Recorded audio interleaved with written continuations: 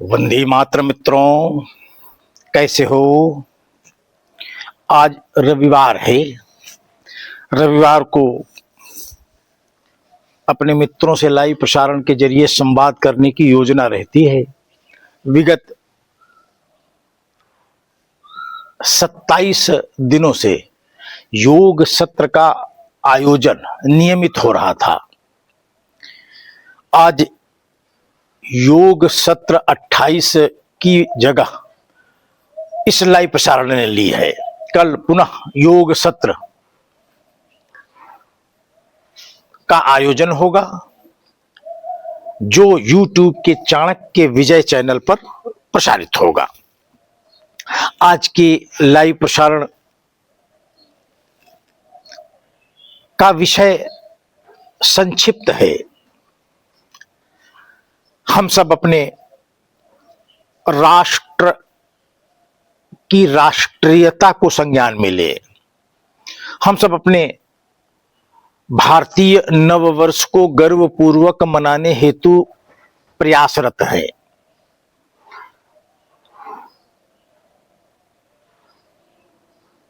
संस्कार भारती की संकल्पना में भारतीय नववर्ष का आयोजन आहूत होता रहा है। विगत 20 वर्षों से इसे एक अभियान का रूप दिया गया है और यह अभियान एक स्थान से निकलकर अनेक स्थानों तक पहुंच भी गया है। नव संवत्सर जन कल्याण न्यास इस अभियान का आयोजक है। नव संवत्सर महोत्सव समिति इस अभियान की संयोजक है और स्थानीय समितियां बनाकर उन्हें उत्तर प्रदेश की राजधानी लखनऊ के गोमती तट पर साध्य किया गया है और आग्रह किया गया है कि आप सब लोग अपने भारतीय नववर्ष को समाज के साथ गर्वपूर्वक मनाएं। तो वह नववर्ष मनाने का प्रयास और उसकी तैयारियां इस समय जोर शोर से चल रही हैं। आमंत्रण पत्र तैयार है। यह परसों से वितरण के लिए उपलब्ध हो जाएगा। इस आयोजन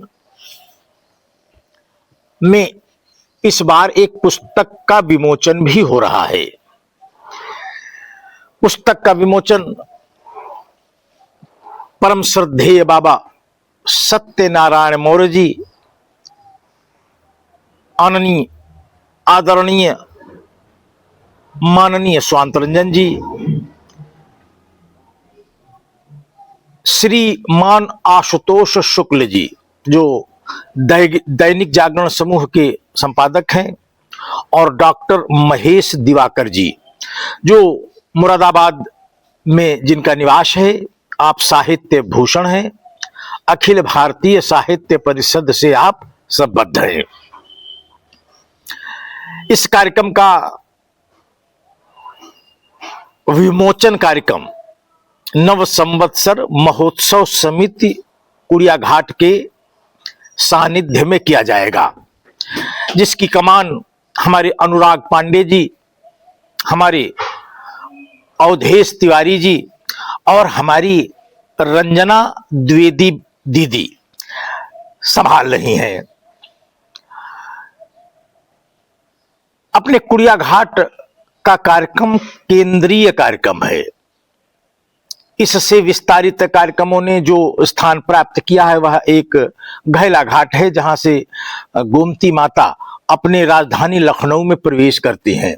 गऊ घाट, उसके आगे गऊ घाट पड़ेगा, फिर कुड़िया घाट पड़ेगा और फिर प्राचीन लेटे हुए हनुमान मंदिर, फिर हनुमत धाम स्वदेशी जागरण मंच, गऊ घाट, लोक भारती,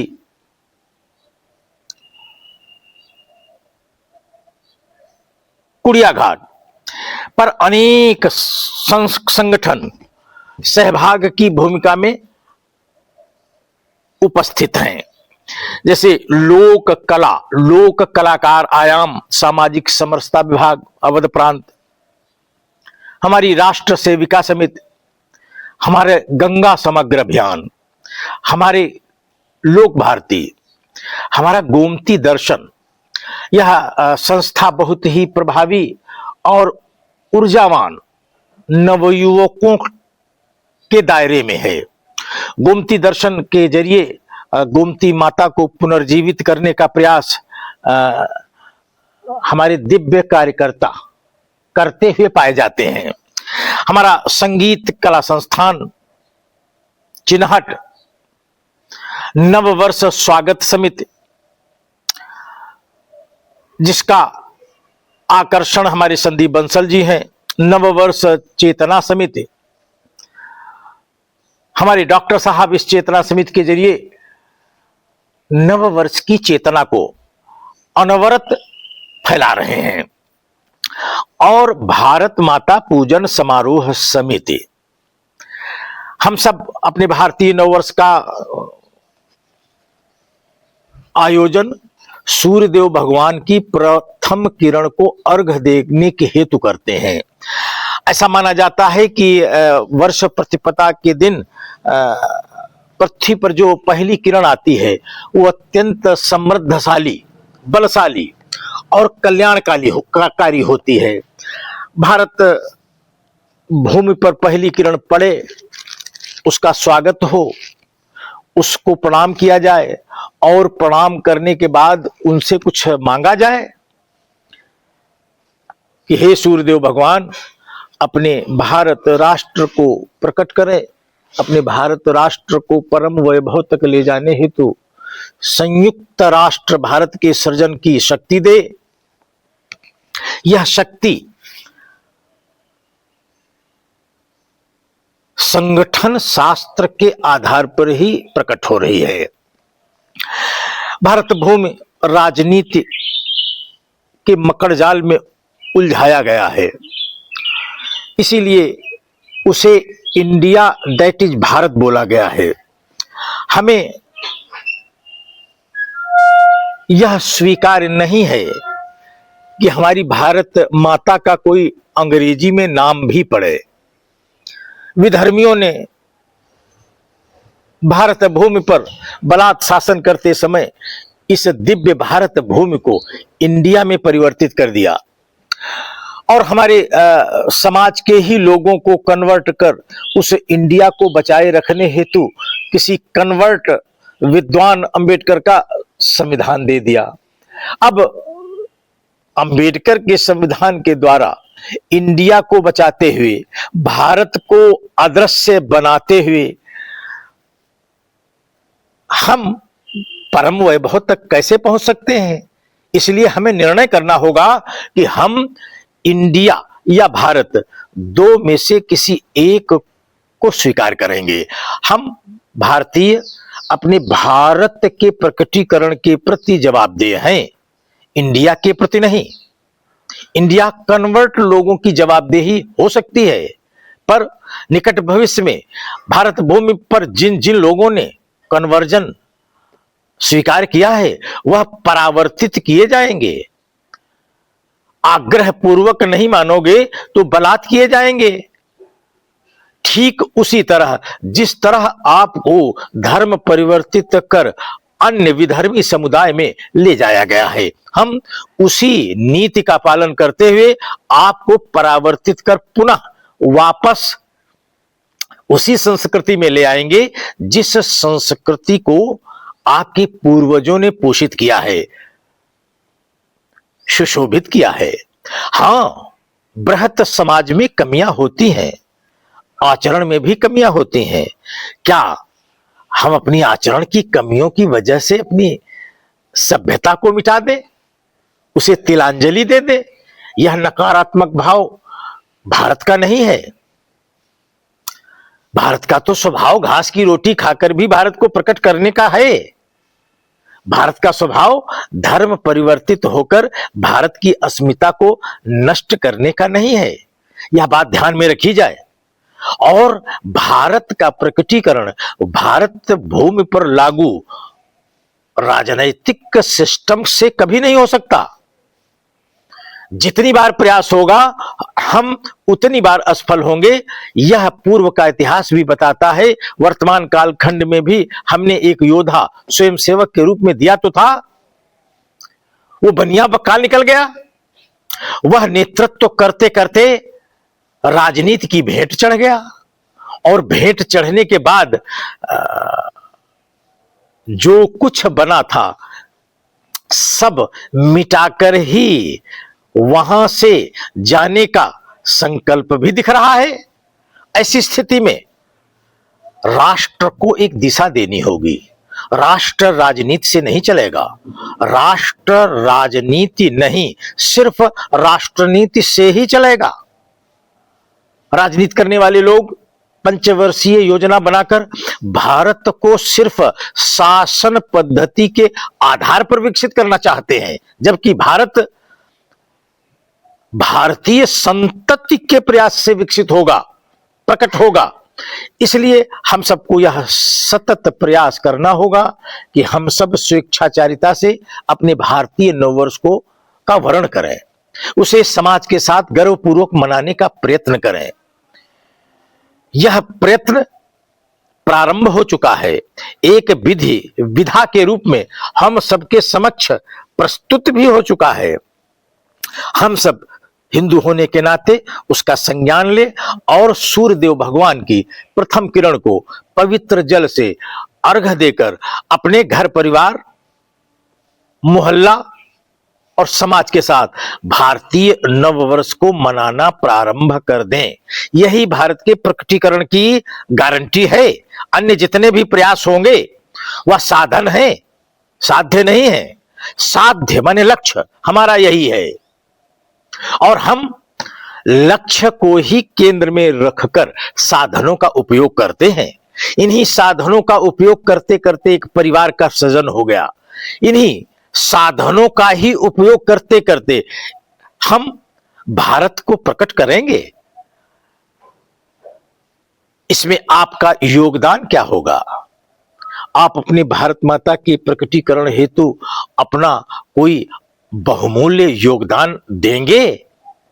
अगर देना है तो सर्वप्रथम एक ही योगदान अपनी भारत माता को दें कि भारत माता की सांस्कृतिक विरासत से उत्पन्न उसके नववर्ष को गर्वपूर्वक मनाना प्रारंभ कर दें। विश्व के जितने भी संपन्न राष्ट्र हैं जो विश्व को ज्ञान देते हैं, वह सब अपने राष्ट्र की सांस्कृतिक विरासत से उत्पन्न नववर्ष ही मनाते हैं। वह सरकारी आयोजन करते हैं, पर वही विदेशी ताकतें भारत में भारतीय नववर्ष मनाने से रोकती हैं। वह भारतीयों को भड़काकर भारतीय नववर्ष मनाने वाले लोगों को सांप्रदायिक बुलवाते हैं ताकि वह हतोत्साहित होकर ईसाई नववर्ष ही मनाते रहें।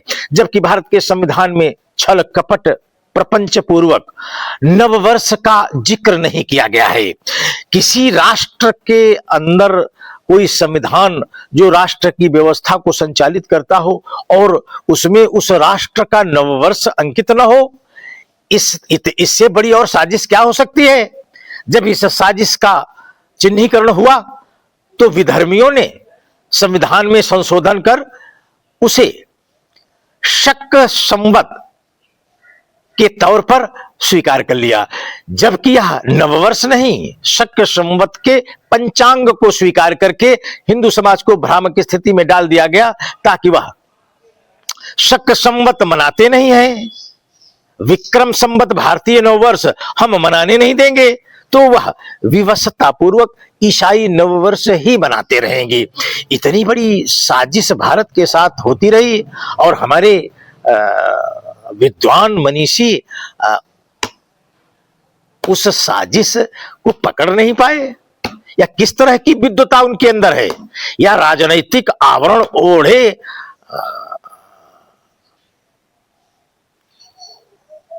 राजनैतिक विद्वता का प्रदर्शन कर रहे हो क्या? हम सबको यह समझना होगा कि भारत राजनीति से प्रकट नहीं होगा, भारत सिर्फ और सिर्फ राष्ट्र नीति से ही प्रकट हो सकता है। हमारे समाज संगठन के पूज्य सरसंघ चालक जी बार बार यह आह्वान कर रहे हैं कि अब भारत का प्रकटीकरण होगा, पर उनको नेतृत्व के तौर पर स्वीकार करने वाले स्वयंसेवक इस बिंदु को परिभाष्य नहीं कर पा रहे हैं। वह यह ज्ञात नहीं कर पा रहे हैं कि भारत प्रकट कैसे होगा। भारत राजनैतिक आवरण ओढ़कर प्रकट नहीं होगा। राजनैतिक आवरण इंडिया के प्रति जवाबदेह है, भारत के प्रकटीकरण के प्रति जवाबदेह नहीं है। तो हमें कुछ करना होगा। हमें भारत के सिस्टम को बदलकर उसकी जगह राष्ट्र गीत से प्रेरित राष्ट्र नीति का सिद्धांत भारत भूमि पर लागू करना होगा, तब हम भारत को प्रकट कर सकेंगे। इंडिया से भारत की यात्रा बहुत ही रोचक होने वाली है।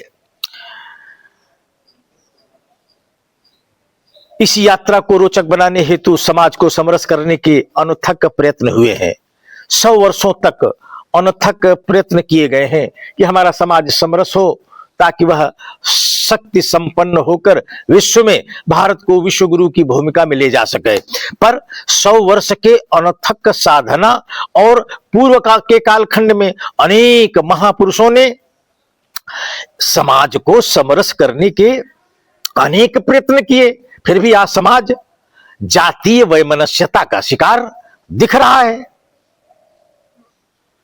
और सार्वजनिक जीवन के लिए कार्य कर रहे लोग समाज को समरस बता रहे हैं। यह द्विअर्थी सिद्धांत इंडिया का है, भारत का नहीं है। भारत का एक पक्षीय, एक सूत्रीय और एक ही लक्ष्य है, वह है हिंदुत्व आधारित भारत को प्रकट करना। ईसाईयत के सिद्धांत पर चलते हुए इंडिया को बनाए रखना, यह राजनैतिक कार्य कर रहे भारत में लागू अंबेडकर के संविधान के आधार पर यह इंडिया को बनाए रखने का प्रयास बहुत ही घातक होने वाला है। इसलिए जल्द से जल्द भारत भूमि को राजनीति से मुक्त किया जाए और सिर्फ राष्ट्रनीति के आधार पर ही भारत को संचालित किया जाए। जब ऐसा किया जाएगा तब समरस समाज प्रकट होगा। समरस समाज प्रकट पहले कर लें और संवैधानिक व्यवधान को नजरअंदाज कर दें, यह नीति किसी राजनैतिक मलिच्छ की है जो हमारे समाज संगठन के अंदर आकर राजनैतिक मलिच्छपन का प्रदर्शन कर रहा है। उसे सतर्क होना है कि वह ऐसा ना करे। समाज समरस तब तक नहीं होगा जब तक भारत का राजनैतिक सिस्टम समाप्त कर उसके स्थान पर राष्ट्रनीतिक सिस्टम लागू नहीं होता। इसलिए हम लोग भारतीय नववर्ष को मनाते हुए गर्वपूर्वक राष्ट्रनीति के सिद्धांत पर भारत को चलाएं और स्वयं उसी सिद्धांत पर चलें। इसी आग्रह के साथ आज का लाइव प्रसारण यहीं पर स्थगित होता है। अगले रविवार को हम पुनः आपके समक्ष प्रस्तुत होंगे, किसी नए विषय के साथ पुनः विचार करेंगे। भारत माता की जय।